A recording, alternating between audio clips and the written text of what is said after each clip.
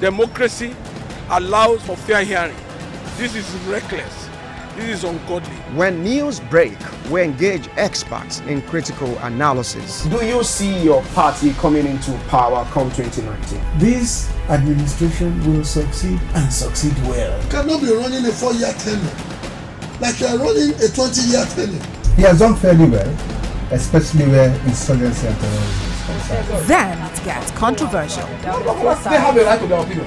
Can we, very interesting gentlemen, just hold on. I am about principle and I'm about form. Now, you see, let me say this. So that our soldiers will be free.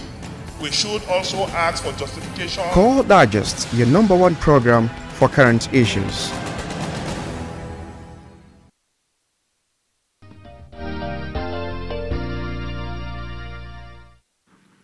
Welcome back on the program. That was the headline news there. We'll move on with our talk segment this morning. 2019 general elections, the thought force option. I still have my guest in the studio this morning, public affairs analyst Nelson Kunjimi and social commentator Presido Gomarai. Many thanks for staying tuned, gentlemen. Thank you. Let me continue with you, Nelson. You said it earlier when I raised a question on if this movement is an alternative to the APC or the PDP, and you said, well, you don't even know the set of people who are in this movement. Can you tell us more about this one? Well, I believe that if any body or group of people are desirous of changing the political narrative of the Nigerian people, it behoves on you to give us a roadmap. For now, I don't even know who those people are. I don't know what the roadmap is, so I wouldn't jump into the ship because I wouldn't know whether it's taking me to destruction. But as it is, I will expect any responsible Nigerian to look at the programs, the agenda of whoever is coming to, sermonize you about moving Nigeria forward before you align your political destiny with such group. Talking about this movements at this time, they did say that, well, this is not a political party, that they just need a thought force for this administration and that of the PDP. And now when you say that you don't know the roadmap of those people, and they've come out clear to Nigerians that at the moment they are not political parties, do we see any governments coming into power without any coalition or any movement bringing such people into power? As at now, as we sit down here, I know that the independent candidature is not yet part of our electoral system. So I wouldn't know the method through which they want to engage the political system other than maybe being a pressure group. But you and I know very well that some of the faces we have seen or have been touted to be members of this so-called, because there are so many coming up. Somebody said another one will be launched next month. In fact, as I'm sitting down here, some people are even calling me that, look, Nelson, come, let us also launch our own third force, such that there will be so many third force and it will become forces. So, but the truth of the matter now is that I want to see the agenda. I want to see the roadmap. Okay. Before I will know where to, cast my lot. Presido Gomarai, Yes. why the agitation at this time for thought force? What's its role at the moment? It's unfortunate that we're in a situation that is playing out. We have political parties as platform, and the law only approves a political party to bring out candidates in various offices. And so for when you now start having this kind of, don't forget even the nature of a typical Nigerian. First, he will think of his allies. Second, where he comes from and those who are supposed to benefit, not Nigerian generally. Because the characters we see, with due respect, I know a good number of them. And it's very funny, but that's the truth. They don't even align with the masses. It's a class issue. And the masses are the people who are suffering today. So it will be ideal for them to go to the political parties and see how they can reform the mentality of those who are actors, rather than all this sincerely. Because at the end of the day, I pray it doesn't. It will turn out to be nothing. One of the agitation is that they are tired of the APC and the PDP. Who are the actors of APC and PDP? The same people. No, we even need to educate them in case they don't know. Under the Electoral Act or the Constitution, we have over 70 political parties. Yes. At the moment, registered 68 political parties. 68 political parties. So why can't they tie their destiny with any of the parties and try to see whether they can, use that as a platform to galvanize Nigeria? But it tells you clearly, like he has rightly said, they have a motive that they have not yet disclosed to us. So that's why I will call on Nigerians to be very, very careful. Like they used to admonish us when we were small.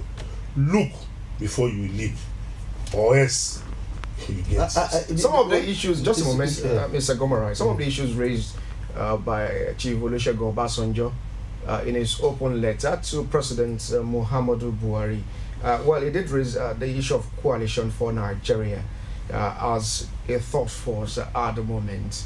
Now, people will believe that, well, this administration has not done well for Nigerians. That's why we're having some of these agitations at the moment. Agitations is the natural inbuilt mechanism of man.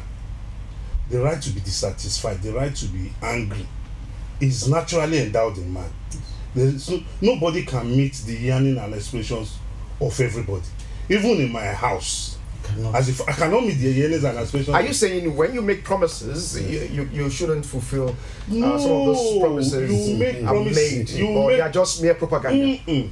You make promises, but when you don't have resources to implement those policies, it behoves on you to explain yourself that, look, I've made this promise, I'm determined to fulfill this promise, but these promises are not promises I can fulfill maybe in the first month of the year.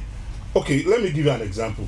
My son came to me some weeks back and was asking me for the money to pay for excursion. And I told him, I'm going to give you. The boy has been on mine. I just told him, when the time is right for the program, I will find out the money.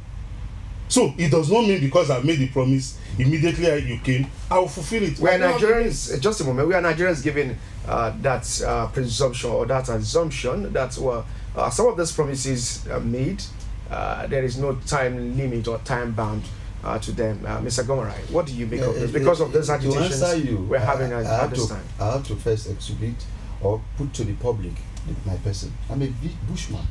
I'm a villager.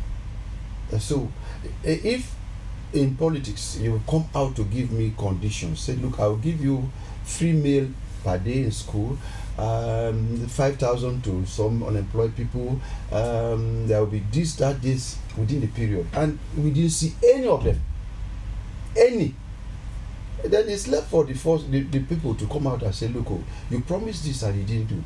But that's not what we are seeing now. What we're seeing is a realignment of characters that I'm very sorry.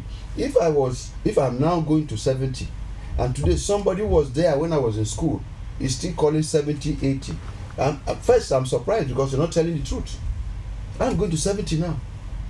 And I was a student when some of them were in power. And we saw the lapses. The same people that come again to tell us how. Why don't we give the chance to the young ones? Unfortunately, young ones are not even prepared. And that's what the former President Olusegun Obasanjo is saying at the moment. So not the characters we are seeing. Youth participation. The characters we are seeing have played major role in whatever is befalling Nigeria, except we don't want to tell the truth.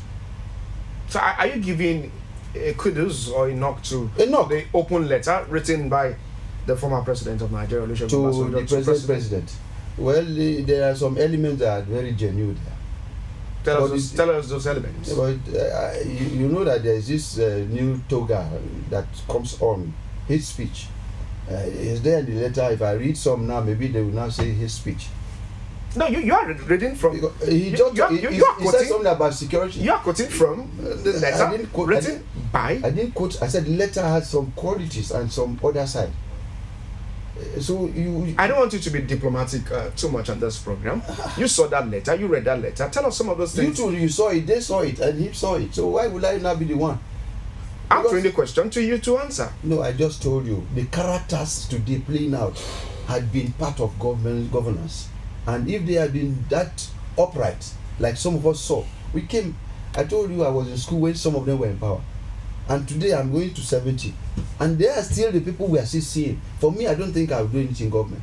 So what's your assessment of that Obasanjo's letter? Concerning the president, but actually that I told you now earlier, everything in that letter is in order. Everything. He spoke the mind of the people. But one thing about Nigeria, sometimes they speak for us, and most times by the time you give them the open road, they now come and abuse us. The letter was good, but the new development about the third Kiniko and the third force, where is the first and second force? He was involved. First force, he was there, an actor. Second force, he was there, an actor. Third force is now even the motivator. So what makes you think that you want us to go into memory lane? We had Operation Feed the Nation, and today we know how it all ended. Let me tell you, the main target is resource control. We cannot deny the fact. I might be arrested, okay, but we are in Lagos here. I witnessed Shagari Estate, Gowon Estate, Festac Town, estates all over. The money from the estate came from oil. In Lagos here I reside. Within my vicinity I have my bank. I don't need to mention the name of bank. About 3 branches there.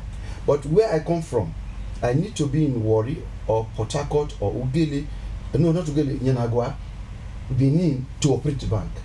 Show me any community in the Niger Delta area where there are banks, no banks. And you know the implication. When you have banks, there is a tendency for business to strike. Could that not be because of the restiveness in that area? No restiveness here. We have having issues. No. Before restiveness came, the restiveness started coming in when the boys were moved to Abuja and they saw what oil did to Abuja. Abuja came into bearing because of oil. Lagos too. You might challenge me. Cocoa was Ibadan. First television, first stadium. First Mapo World, yes, oil made Lagos and Abuja. So when the boys were moved to Abuja, they saw it, said, hey, see what our oil do. Give us something. I'm shocked. Early last year, the vice president then acting told the world that the OICs, I don't know if I'm right with that word, you should relocate to the oil producing community. They are all here. And we know the company law. Company law says you pay your company tax where you have your headquarters. So you see Chevron, Mobil, pay their company tax where they have their headquarters. You go to the community, they abuse our daughters. They even empower our boys with arms to challenge people like us who will come home to open their eyes. And that's why you see militancy there. Where do they get the money to buy the arms? These are people who don't even go out. So these oil companies, you create the situation to make it unbearable. Then they now operate, they come in by helicopter to the rigs and they fly out. Will you say? I have in my family, okay, I have a Chinese born. The girl got an issue and the child is there, is growing up. We don't know the father. Those are the things the oil companies do to us. So we're now saying there will be a resource control. Resource control does not say give us the money. No, a particular segment of the money should belong to, and we must see structures. Like we have Gowon Estate. Nothing wrong in us now. We have the little Obasanjo I say we never had. Have you alive? You have Gowon Estate, Shagari Estate, Festac Town. Build those things in places. I call names Peretorubeni, Amabulu. When you put them, you see the people. It's the people that will not go against anybody who protests. Restiveness will say, stop it. Mr. Gomarai, with this 2 years plus of this administration, yes, would you say this administration has been favorable to the job people? Except, I don't want to offend some of the leaders. It's funny. Apart from the amnesty program, where they even successfully empower people to now rubbish the program. I don't need to mention some of the ministers who are behind it to rubbish the amnesty program. That has gone a long way. Today we have our boys flying plane as pilots, engaged in private companies. Yes, the amnesty program. Today, even we just got some reports about even in agriculture. The present coordinator of the program has introduced in some communities agric projects for boys who were arrested, who were into militancy. Today they are into positive agendas. But the aspect of states, you cannot take it away. The governors have their problem too. So if you too much blame the federal government, you will now ask yourself, how about your governors? Today, except we want to tell lies. Okay. No local government works in Nigeria. I don't know if any local government in Lagos. No local government takes any project. What they do is to go to market and collect levy from market women. No local government. Roads are constructed by state government. Am I lying, my brother? No, it's local government control roads. They collect in Lagos. Yeah. Okay. Yeah. But where I come from, in Edo, in the Delta, in Bai, I challenge them. Local government just exists. And the characters that run the local government are... Mr. Gumara, we'll come back to some of these issues. Yes. But let me allow Nelson to also speak at this time. Chief Olusegun Obasanjo is talking about youth participation in politics with this thought force option that we're having at the moment. You give your answer or your response to this one now. But let's quickly open the phone lines to get the pulse of Nigerians on what we're discussing this morning, talking about coalition. That's the thought force that we're having. Many agitations, many movements coming ahead of the 2019 general election. What exactly is happening? They say that they are tired of the APC and the PDP. They will see a new change coming up come 2019. Let's make our comments as civil as possible. Do not attack any personality, and if you do, we have the right to do the needful on the program this morning. Reduce the audio of your TV set so that we can have that smooth communication on the program this morning. Many thanks for joining us as we have more of your calls coming into the studio. Now back to you, Nelson. Youth participation in politics. This is what Chief Olusegun Aremo Obasanjo is advocating for vis-a-vis the thought force option. What do you make of this? Well, like I told you, I recognize the constitutional provisions that gives people the right to associate. But you need to ask yourself, Chief Olusegun Obasanjo, who is talking about the youth, you need to ask him, where are the youths he has empowered or mentored that he believes? Just a moment now. So let me join Abubakar from Abuja. Many thanks for joining us this morning. Good morning. Good morning, Abubakar. How are you doing? We're all doing fine here, and thank you for this program. Before I proceed, I just want to, as usual, advise Core TV. That Core TV is a national television, and the people you always invite to talk on issues should really talk on issues that touch national, and national. People should not come and start expressing about my people, my people, my people. Whoever that wants to discuss my people should join a political party and issue about my people, or maybe a council meeting to discuss that. And I'm talking particularly to my elder brother or uncle there in classes. Well, my brother is white, yes. And I like the way you are discussing Nigeria. So this is what I want to talk about. This. Well, these are not political politicians. These are individuals in Nigeria. That's why they are giving their own analysis on what we're looking at. Then I want to talk about 2019. Okay. Yeah. I want to talk about 2019. Go on. This issue of the Obasanjo coalition or whatever. I think Obasanjo should not be the right person to do that, knowing fully antecedents, especially with the third-term agenda. So by now saying that he's not going to be part of any political party, and should, in case this coalition wants to involve itself in politics, he will not be part of it. Then how is he going to wrestle power from the APC of Buhari's government now forming some government? Is it another way of bringing third term into Nigeria as what is happening now in Kenya? Is that what he's trying to do? Please and please, let's look at issues objectively. If there's an issue, I don't care who has anybody can discuss anything about anybody, but we shouldn't be inciting. Incitement is one thing that is creating problems. Somebody is not aware of some of these things that are happening. Just as my brother in white said about this Taraba state governors later. We shouldn't be involved in this kind of things. Okay, Abubakar, it's 60 seconds. You've made your point. Many thanks for joining us on the program this morning. Thank you very much, Abubakar. Well, back to you, Nelson, concerning the youth participation in politics. Yes, it is very, very germane that the youths should be very much interested in how their lives are being governed. Because whether you like it or not, as I'm sitting down here, all things being equal, as I'm less than 50, all things being equal, I'm praying that God should spare my life till I'm about 80, 90. So I must be interested in good governance such that the remaining 30 or 40 years that I might live on earth will be years of, you know, positive living. And rather than for me to fold my hands and allow a man or a woman who is 88, who is already near the grave, to be determining or to be charting the roadmap to me, it means I'm not responsible and I'm not serious. That is why I call on the Nigerian youths that this move by even former President Olusegun Obasanjo is one that they must look at suspiciously, because it tells you clearly that the man has utter contempt for participatory democracy. Just a moment. Because our democracy is not dominated by just two parties. It just mentioned 68 parties. Just a moment. Now, let's quickly join Miracle from Edo. Many thanks for joining us this morning, Miracle. Okay.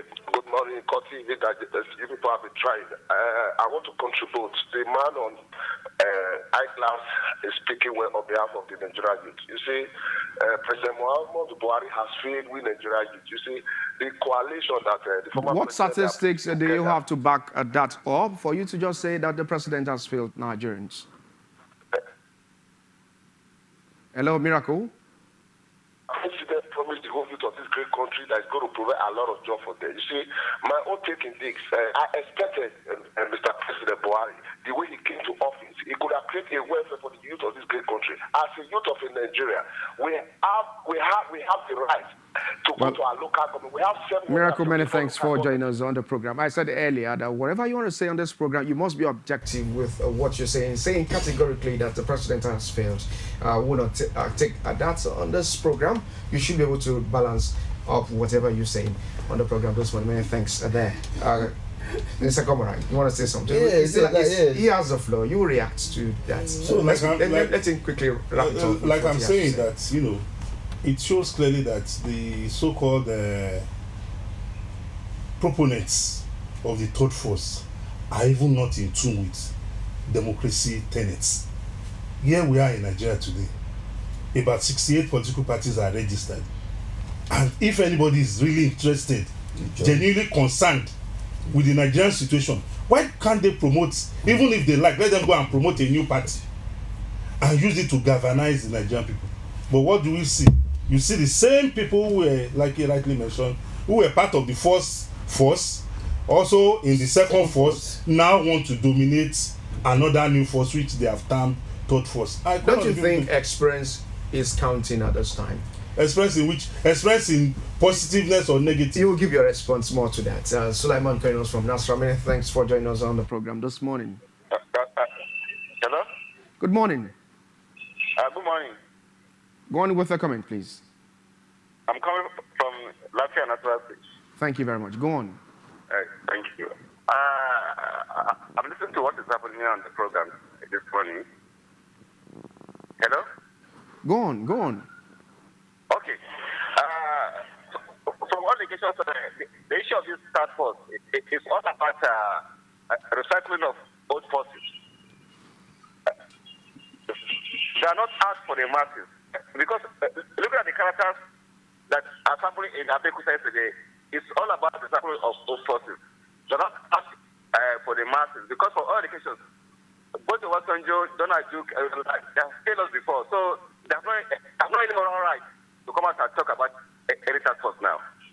What they're supposed to do is to criticize the issues on the ground, and not about forming another task forces to attack either PDP or because both of us, Donald Duke and they are members of either PDP or APC before. So there's not any moral right to go back to there and challenge the current government in power.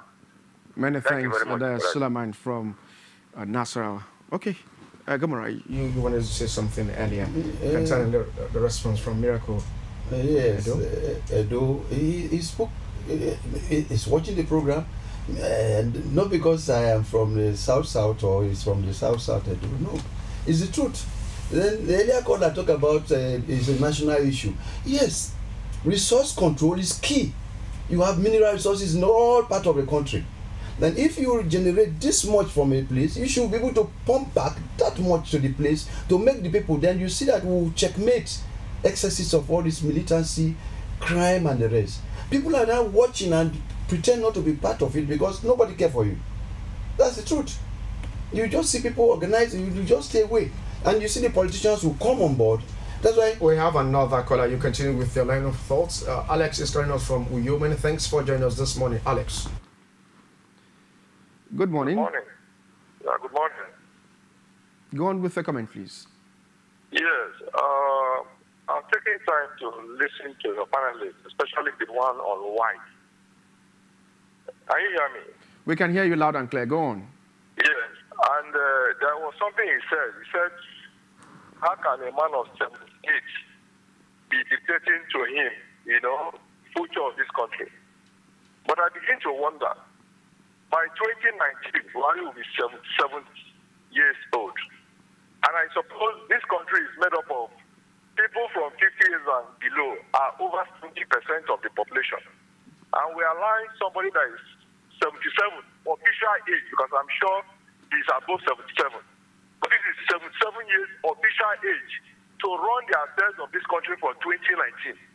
Somebody who has spent about 2 years in hospital during his first tenure. And we are looking at a country and we are saying we want to progress. Personally, I don't care whether it's a first force, a second force, a third force. But what this country needs is a complete restructuring, a complete re-engineering that will take us to the next level. If not, look at what is happening in Ghana. We should be ashamed of ourselves. Ghana is building another refinery. Ghana, they just struck oil some few days back. And yet, our refineries are not working. They are telling us there is no crude oil to supply Kaduna refinery for us to get refined petroleum products. For me, it's a complete sham. People have been chanting and saying there are cabals in the system. He should get it off his system so that there will be sanity and serenity. But he has refused to do that. How do you run a country where there is disobedience of law? You are hearing, IG is disobeying court order. This one is disobeying court order. The Senate is saying Magu will not be there. Somebody is saying he must remain there. There is a lot of confusion. And the only way we can get this thing through is for us to do the right thing. Thank you very much, Alex from Uyo. You've made your point there. Okay, let me come back to you, Nelson. I raised the issue of experience at this time. When you were talking about having Obasanjo to lead such a coalition, realize the issue of experience in all this.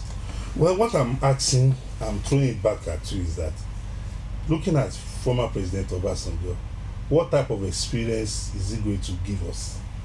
Because this is a man who has ruled this country for about 12 years, 13 years thereabouts. And you want to look at his tenure. You want to look at his antecedents as a human being, as a leader. Is it one in which you can beat your chest and say, I'm proud of this leader, I can follow him blindfolded? Definitely not for me, Nelson Ekudju. The last caller said 77 there, but what I'm saying here is that at my age, I will be the one that will determine where I want to cast my lot. I will never allow anybody, whether be you a GO or a DO, is none of my business.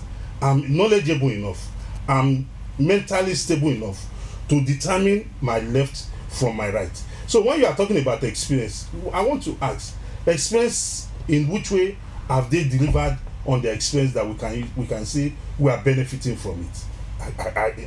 I leave that to the judgment of the people. But one thing I know clearly is that the time has come that we Nigerians should decide what we really want for ourselves. Is it about us pursuing ethnic, religious, and mundane agendas, or about a good life for every one of us? Because governance is not rock science, like I tell people. Governance is just like the way you run your home. As I'm sitting down here, I want to buy a new car, but I don't have the resources. Just a moment. We have Anthony from Ghana. Man, thanks for joining us on the program this morning. Hello. Good morning. Yeah, good morning, sir. Go on with your comment, please. Please, I'm speaking from Ghana, Anthony from Ghana. Okay, go on.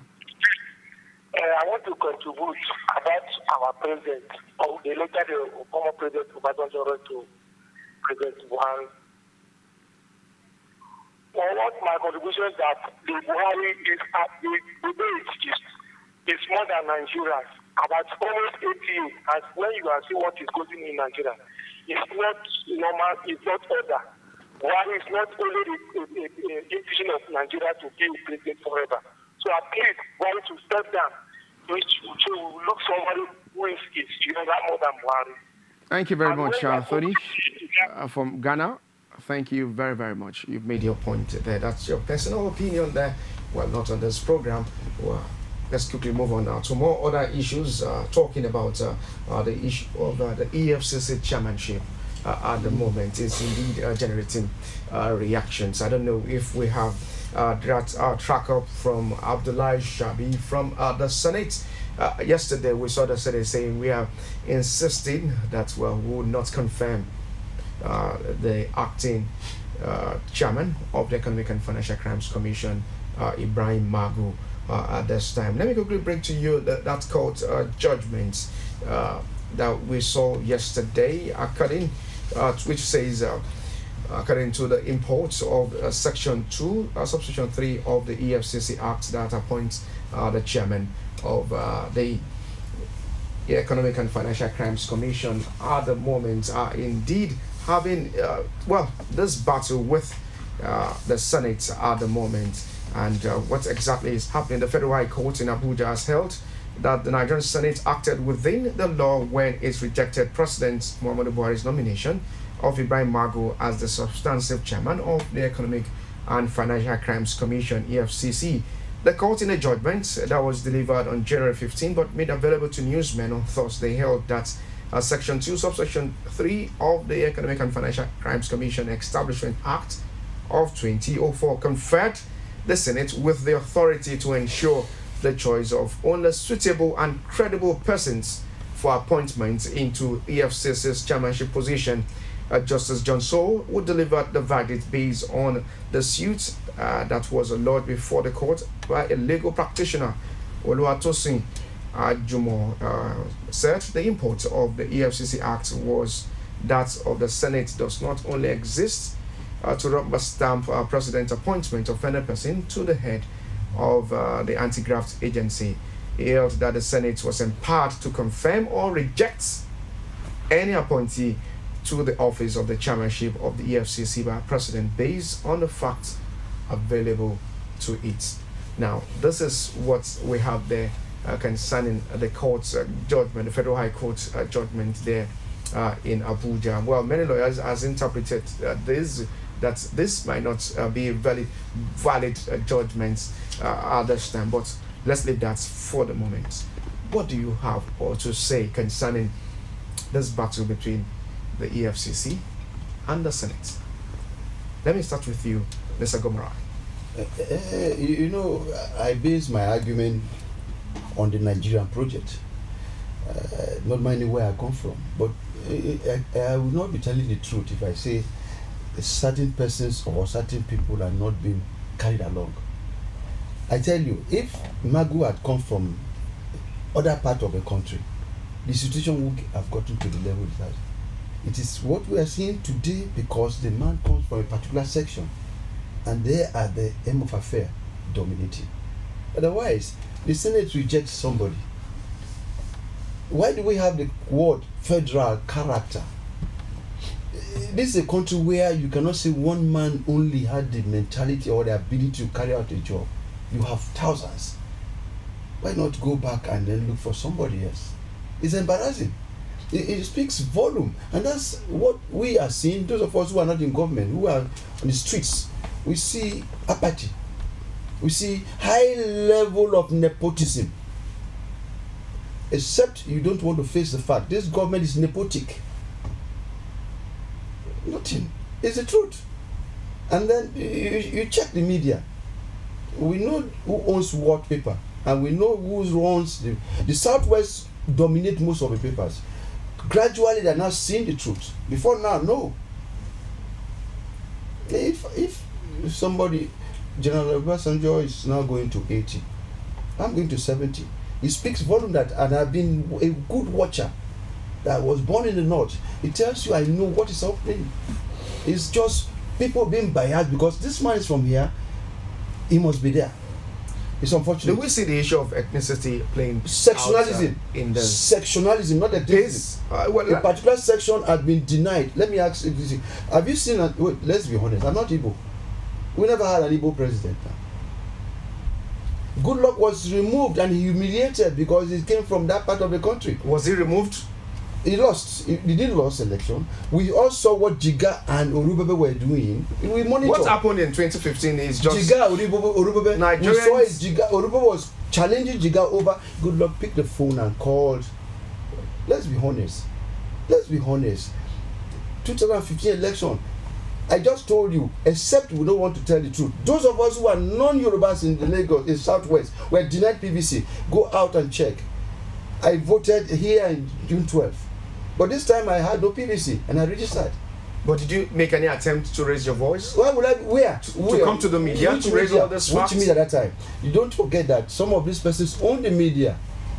Emmanuel. I beg to disagree with what you just said. That's the beauty of democracy. You have your right, I have my right. President, I want to ask, yes, how did you arrive at that conclusion that people were not Yorubas were denied PVC? The names, your names. My wife didn't get hers. My neighbor in my estate, all the but you have the right to come to the media and raise the alarm. Let's quickly join Ben. Which media that time? In 2015, which media? Which media? Let's be honest. Let's be honest. You called me here because you know there is something germane that you won't probably. Otherwise, we are all biased when it comes to issues like that. And that was what played out in 2015. Let's go back to that's the consequences we are gaining. Look at APC had their primaries in Lagos. Headquarters of the country is Abuja. All the parties had their primaries in Abuja, but APC was in Lagos. No. I don't want us to get the truth. It was deliberately planned for a particular candidate to emerge. At that same time that the APC is having their primary in Lagos, at the same time, the PDP is also having the same in Abuja. No, it was calculated. They don't want. That's the truth. Calculated for a particular candidate to come up, and the candidate came up.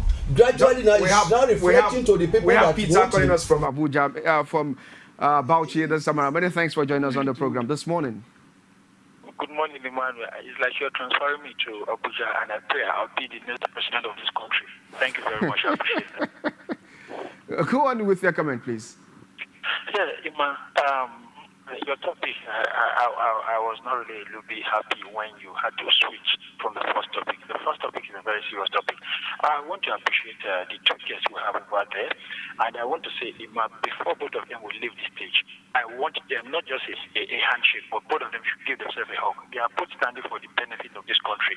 At the first segment of the topic, it was like a little fight, but I believe with your normal way, you must have cautioned both of them. All the same, I still appreciate the man of glasses and the manner he has been talking. Let's be realistic. Nigeria is our country, and we have to speak the truth. I don't think the man at your near left is being sectional, but rather saying the truth. And I've analyzed all the statements he has been making. He is saying exactly what is happening in this country.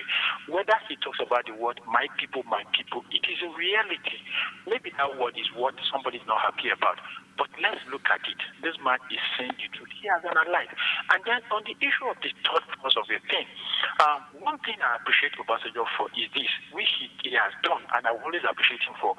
Even though he's an old man, as people might see him, he has brought in the youth throughout his government. I see him as somebody who should be an elder statesman to imbibe in the youth and give the youth the opportunity. Goodluck Jonathan did the same thing too. You understand me? And I think it is hard time the youth should really take place of places of affairs of government now. And the third force of the thing, I don't know where the third force, where first and second came from, and then we're talking about third, whichever way it is. But I think whatever way it is, it's hard time this country should move forward and not be on sectional part or maybe sectional ruling of this country, but rather it should be a freedom for everybody. It should be a freedom. Okay, Peter, it's just 60 seconds. You've made your point. Many thanks for joining us on the program this morning. So let's go back to the issue of EFCC chairmanship at the moment. So you said the issue of nepotism is glaring. Otherwise, what is just one man at this time. One man rejected by the National Assembly, the Senate. What's wrong in going back and pick somebody else? You insist that that man should be there. Don't you think what qualities with the qualities of a man of what is carrying out at the moment, revelations we are having, that's why this administration is insisting that it remains a man. 2015 to 2018 is about 3 years now. By May, it will be 3 good years. Have you been able to prosecute or showcase a particular problem that an EFCC has revealed or unveiled? Rather, is when you have crisis here, it's either they reveal to the public Desiani's money, 5 houses, 20 houses in Ghana.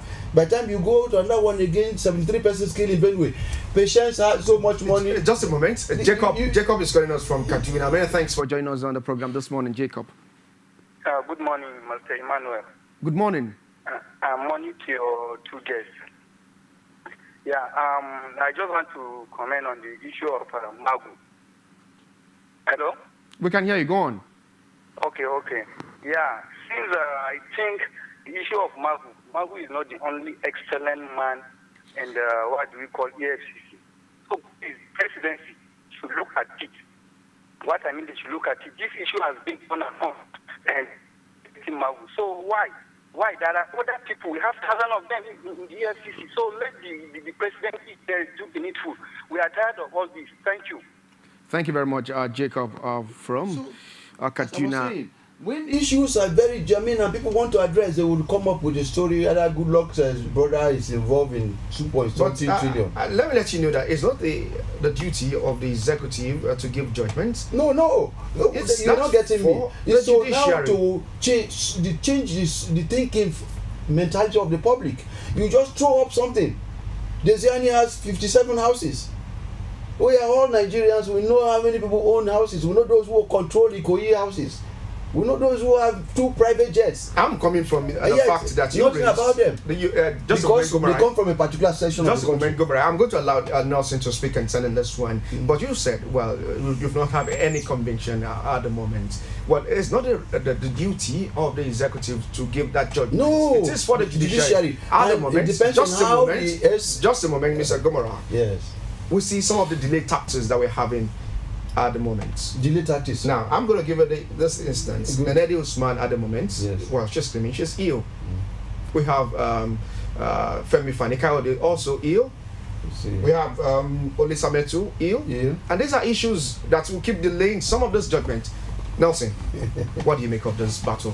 Well, it's rather unfortunate, but the truth of the matter is that the power to appoint or to recommend for appointment lies with the executive, the president.